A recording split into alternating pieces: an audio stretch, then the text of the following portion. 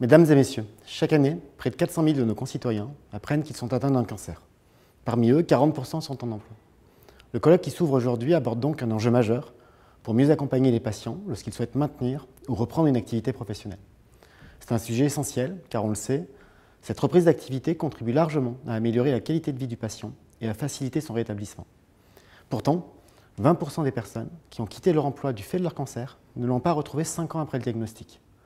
Il nous faut donc améliorer le maintien et le retour à l'emploi des personnes atteintes de cancer pour pouvoir très concrètement mieux concilier la maladie et ses conséquences sur la vie professionnelle, par exemple en facilitant l'articulation entre les soins et la reprise du travail, mieux préparer le retour au travail le plus en amont possible pour éviter les risques de désinsertion en s'appuyant sur le réseau des professionnels de santé au travail et des partenaires du maintien en emploi. Il faut favoriser le maintien en emploi à travers des adaptations, des aménagements de postes et de temps de travail. Il faut aussi sensibiliser les entreprises aux enjeux du maintien en emploi des personnes atteintes de cancer.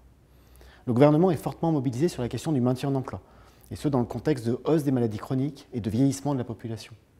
Ainsi, la loi santé du travail du 2 août 2021 doit ainsi permettre de mieux outiller les services de prévention et de santé au travail, pour sensibiliser salariés et employeurs aux enjeux du maintien en emploi à travers de nouveaux dispositifs comme par exemple la création du rendez-vous de liaison pour les salariés en arrêt de travail, le renforcement du suivi des salariés en arrêt de travail long à travers des visites de reprise, de pré-reprise.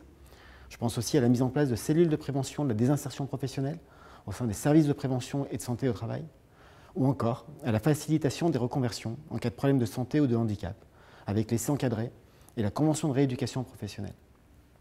Le maintien en emploi de l'ensemble des salariés est aussi un des objectifs du 4e plan santé au travail.